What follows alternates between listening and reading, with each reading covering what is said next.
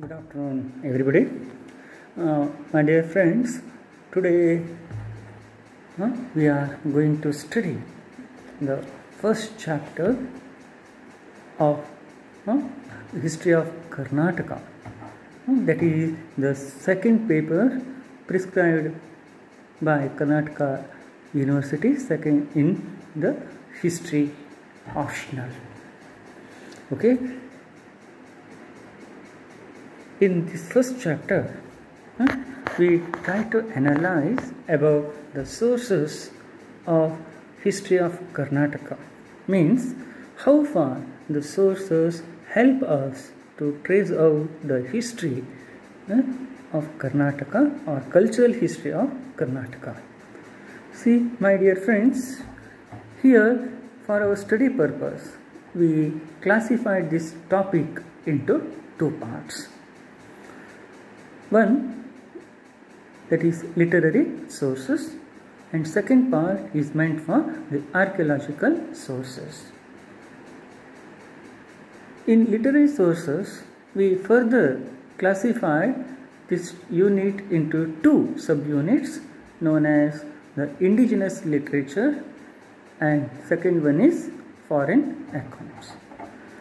In indigenous literature, we try to analyze about how the Indian scholars or the ambassadors or the poets and some learned scholars explain about their contemporary period regarding the social, economic and political life, and also they gave some importance to a traditional way of lifestyle, cultural lifestyle of a common people.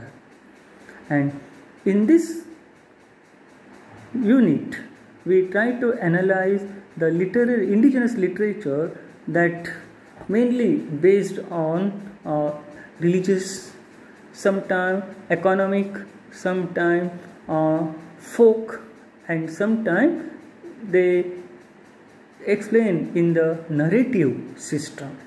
So in indigenous literature we further divide in this topic into many subdivisions.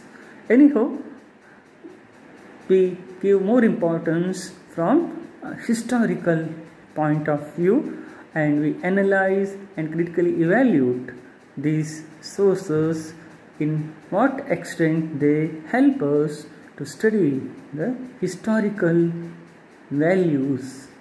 Okay, and in second subunit, in foreign accounts, we try to understand that how far the foreign visitors who visited Karnataka in different time, in different ages, in for different purpose, and they highlighted about their own views regarding the contemporary political situations, socio-economic conditions and religious conditions of that period. Anyhow, without sources there is no history. This is a very common statement given by the historians. So sources are written documents. They explain, they help us in various aspects to know about the valid authentic proofs for the construction of history or reset up the history of Karnataka. So anyhow, we first of all try to understand the literary sources as a main topic, and in that topic we try to understand about the first unit, indigenous literature. See, my dear friends, indigenous literature that gives an immense information. Especially we got the first reference in the Vedas and in the epics.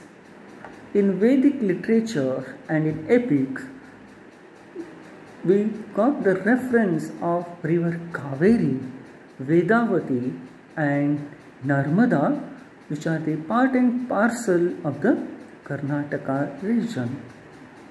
And they mention as these rivers as holy rivers, and already there is an existence of civilization in that river banks, on the river banks itself.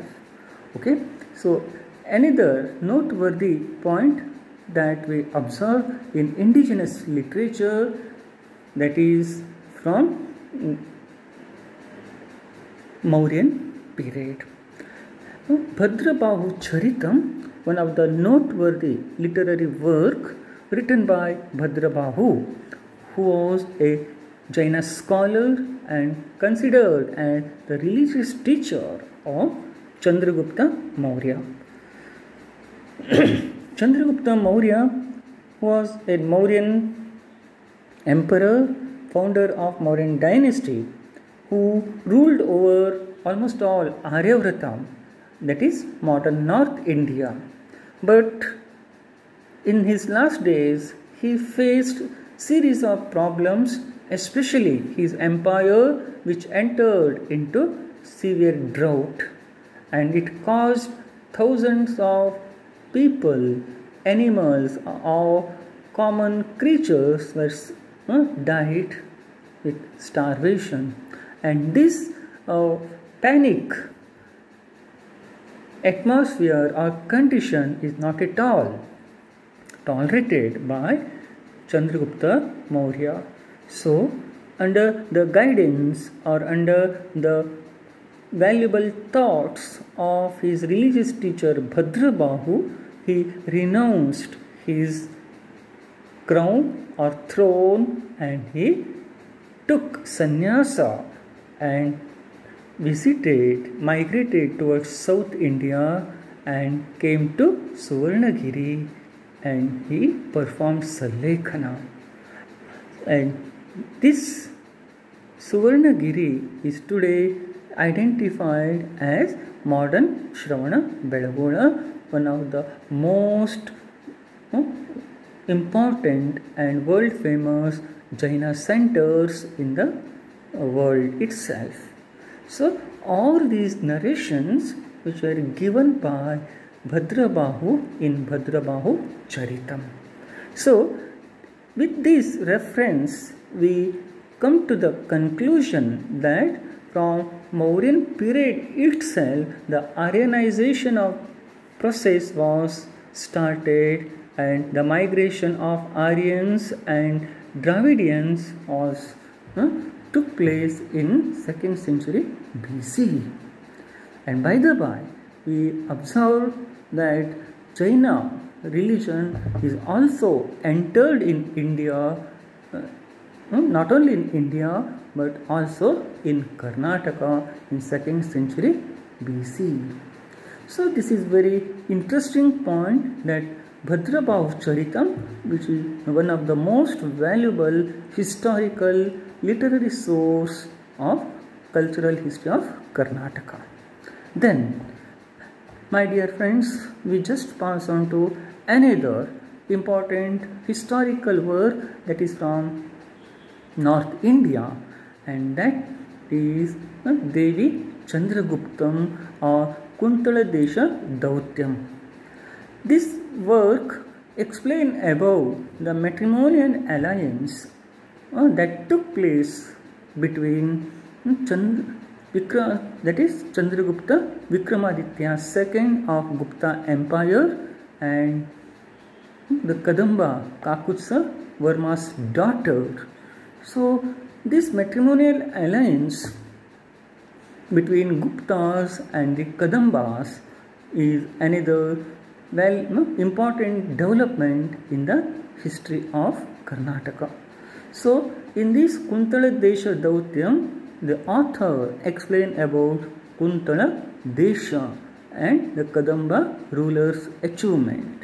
It means that Kadamba ruler, especially Kakutsa Varma, was considered as one of the most powerful rulers in South India at that time.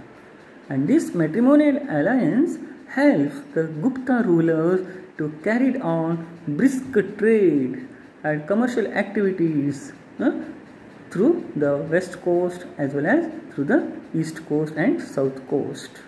And at the same time, this matrimonial alliance also helps to the transmigration of petty kingdoms from North India to South India, especially in Konkan or coastal region. So, cultural transmission also took place in this period.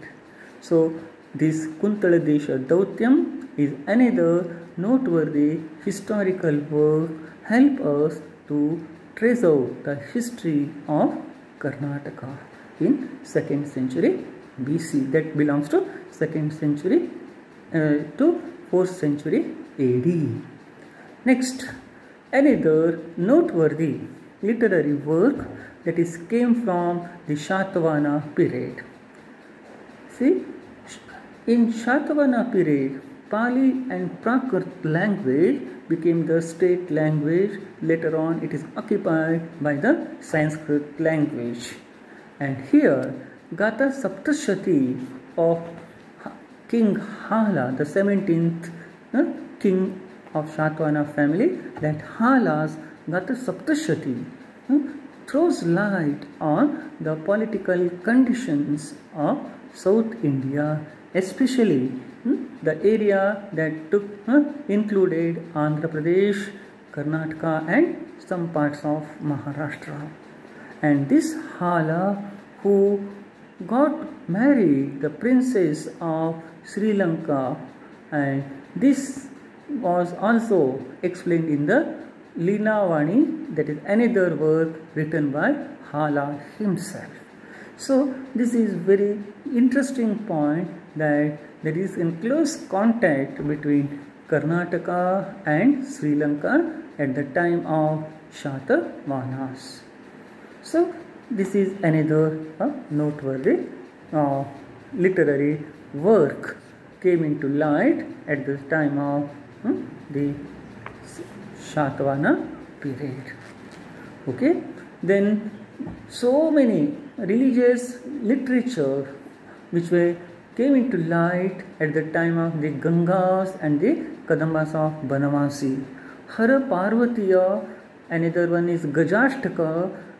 These are the noteworthy literary works. They gave a religious life or religious conditions of Ganga and the Kadamba period. By the by, in Ganga reign or Ganga period, we got a noteworthy literary work that is known as Chaundaraya Puranam. This Chaundaraya Puranam was authored by a famous scholar, a follower of Jainism, a commander-in-chief and also a great sculptor, that is Chaundaraya. Chaundaraya was the Prime Minister of Ganga Rachamalla IV. And in this work, Chaundaraya explained the development of Jainism in the royal patronage of the Gangas of Talakadu. In this work, he highlighted about Ganga Chola relations, Ganga and contemporary petty rulers of South Karnataka. So these are the major thoughts we get only from this Chaundaraya Puranam. So next we just pass on to another literary work from the Chalukyas of Badami. See, Kaudi Mohotsava, a noteworthy literary account or literary work written by Vijaya Bhattarika. Vijaya Bhattarika is none other than the daughter-in-law of Pulakeshi II, who is to be considered as one of the most powerful emperor in the South India. Kaumudi Mahotsava is now it is last book. It is not available today. But regarding this book, the inscriptions and Dandi's Dashakumara Charita were referred these points. And in Kaumudi Mahotsava, Vijaya Bhattarika highlighted about the position of woman in Chalukyan society. She was the first what you call struggler for the woman rights. Anyhow, this Kaumudi Mahotsava narrates about the socio-economic conditions of the Chalukyan period. The status of woman also highlighted in this work. This work is written both in poetry and in prose. So half prose, half poetry work. And she highlighted about Dandi and Kalidasa as her great masters. And she respected only three persons. They were goddess Saraswati, Dandi and Kalidasa. So it shows that Vijaya Bhattarika is to be considered as one of the most popular poetess in that period. So this is one of the most interesting work. Okay. Now, after these Chalukyas of Badami, means there are many inscriptions. They were written in both Kannada and Sanskrit. And these inscriptions were the authentic proofs for the literary development. But as in the form of book, we not at all consider these inscriptions as literary work. But we observe that the Ravikirti's Aihole inscription, Mahakuta inscription and Kappe Arabhatta's Badami cave inscription were noteworthy examples for the development of literature in the period of the Chalukyas of Badami.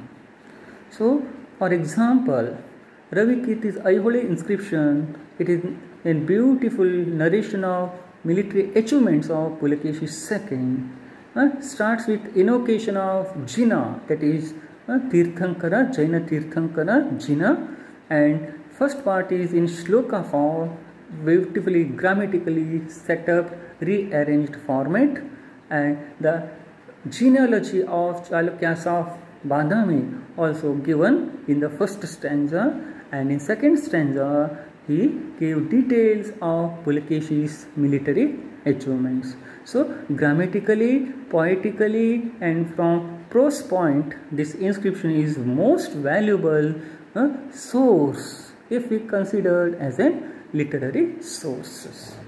Okay, and in Mahakuta inscription we got the reference of the religious policy of Mangalesha and his military achievements, and this inscription also in Sanskrit language. And Kappe Arabhatta's inscription is the first Kannada inscription that included Kannada words, but it is written in Sanskrit language, Sanskrit script. Kannada words in Sanskrit script. So the beginning of Kannada literature is developed at the time of Chalukyas of Badami. And Halmidi inscription of Kakusavarma considered as first Kannada inscription. Okay, so anyhow, now we come to the period of Rashtrakutas. Under the Rashtrakuta period, both Kannada and Sanskrit literature got royal patronage, and it considered as a glorious era, golden era of Kannada literature. See, Rashtrakuta rulers themselves, the great scholars, they not only wrote books, they gave shelter to great scholars, and We observe, we noted that Amogha Varsha was one of the greatest emperors in the Indian history. He himself was a great writer. He wrote a famous book known as Amogha Vritti and Prashnottara Mala. This work explains about his administrative principles, his way of administration, and he also gave some answers for the administrative problems, means solutions for the administrative problems. So Prashnottara Mala or Amogha Vritti are the noteworthy literary works that is written by Amogha Varsha. Then Amogha Varsha, he gave shelter to many scholars, and among them we consider that Sri Vijaya, who was the author of Kaviraja Marga. In Kaviraja Marga was considered as the first Kannada independent work, and this independent work explains about the ancient boundaries of Karnataka, that Karnataka which extended from river Godavari to river Kaveri. So this is very important proof that Karnataka is not at all restricted to only Bidar to Mysore or Chitradurga to Uttara Kannada. No. So such a vast Karnataka, Bhavya Karnataka was there at the time of Amogha Varsha. Means it includes modern Maharashtra, Andhra and even some parts of Tamil Nadu. So anyhow, this was the authentic proof that Kaviraja Marga highlighted about the greatness of Amogha Varsha, as well as it also explained about the glorious days of a mighty Karnataka state. Next, another noteworthy point is that Amogha Varsha, who gave patronage to scholars like Kumudhendu, who wrote a famous book known as Prameya Kamala, then a great mathematical work, then Jinasenacharya, Mahaviracharya, and Simhanandi. These are all the Jaina scholars who were known for Shabdanushasana, Ganitasara Sangraha, and at the same time some about Jaina literature. Then Vijayasena, Nayasena, all these are the great scholars who wrote about Dharmamrita and many more works. So these are all the religious literature which came into light at the time of Amogha Varsha. So it proves that Amogha Varsha himself was a follower of Jainism, and he gave shelter to Jaina scholars. He constructed series of Jaina basadis and gave donations for their maintenance. And by the by, he also applied certain rules that people must and should follow, some moral values in their day-to-day life. So anyhow, these are the few points regarding the literary contributions of Amogha Varsha. And by the by, when we just moved towards Krishna III, one of the powerful rulers in Rashtrakuta family, we noted that his subordinate, that is Arikesari, was the ruler of a small principality, provincial governor of Vemulavada in Andhra region. And in his royal court, such a great Kannada gems took shelter and cultivated or developed a famous Kannada literary works. They wrote such a famous books. For example, these Kannada three Ratnas were known as Pampa, Ranna and Janna. See, Pampa, he wrote Adi Purana, Pampa Bharata, and Ranna, he wrote Shanti Purana and Ajita Natha Purana. So, Janna, Rama Charita or Siddharama Charita. So, such a great literary works in Kannada literature came into light at the time of Krishnadi III, that is one of the powerful rulers in the Rashtrakuta dynasty. So here Vikramarjuna Vijaya or Pampa Bharata, it is a comparative comparison with epic hero and contemporary hero, that is Krishna, Arikesari. So such a type of historical and religious mixture or what you call today's what you call remixing, that the trend is already there in the 8th century or in 9th century period. Means literature, it is slowly what you call gave up its traditional framework and it is started moved towards advanced or in modern culture. So such type of literary works helps us to preserve the history of Karnataka. Okay, and by the by, we come to the another work from a few contributions that is made by the scholars in the period of the Hoysalas.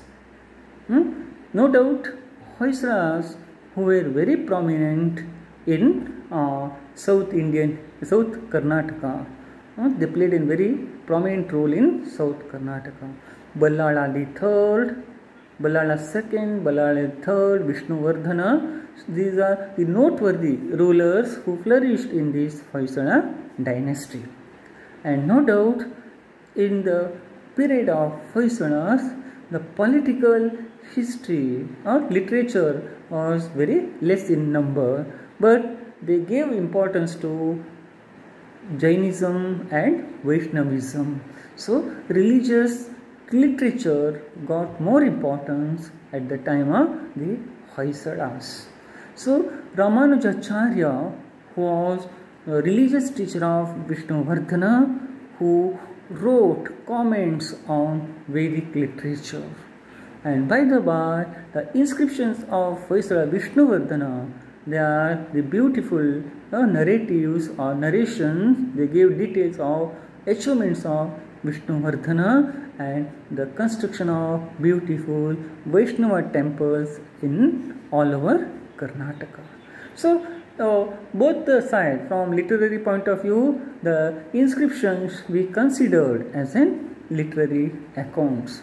So, these are the few points regarding what we call literary sources which help us to preserve indigenous literature, that helps us to preserve the history of Karnataka. And at the same time, we got many religious scriptures, religious works, scientific works. They were also came into light at the time of Chalukyas of Kalyana. See, for example, in Chalukyas of Kalyana, Vikramanka Deva Charita, that is written by Billana, the court poet of Vikramaditya VI. And this work highlighted about the life and military achievements of Kalyana Vishnu, that is Vikramaditya VI.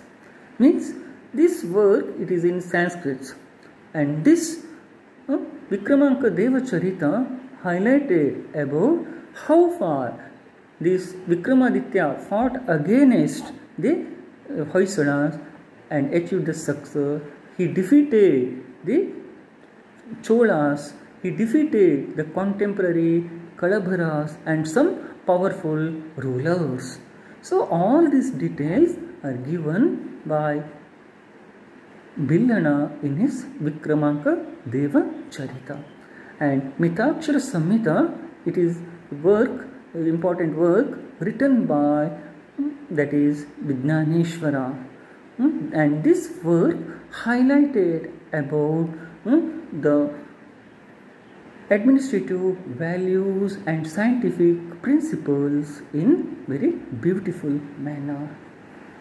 So Mitakshara Samhita of Vijnaneshwara and Vikramanka Deva Charita of Billana are the noteworthy literary works came into light at the time of the Chalukyas of Kalyana. And Someshwara III, who was one of the powerful rulers in Chalukyas of Kalyana family, and he himself was a great scholar. He wrote a famous book known as, that is, Manasollasa. And this Manasollasa is an encyclopedic work highlighted about the 64 arts, traditional arts that is prescribed in the epics and religious scriptures of Hindu culture. And here this work highlighted about the science, technology, fashion, designing, different types of martial arts. So many things are highlighted in this work. So this Manasollasa is to be considered as one of the encyclopedic work of literary sources of history of Karnataka.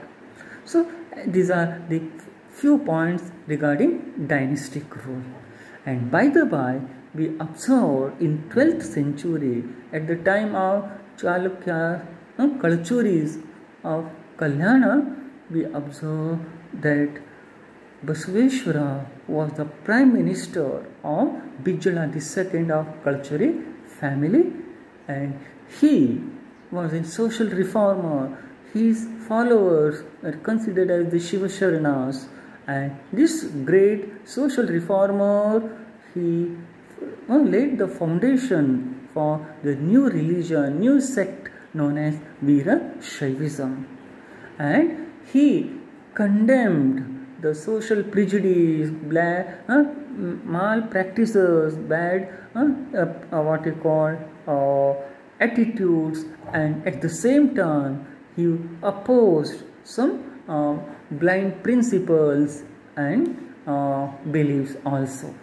And he transformed this orthodox society into very liberal society.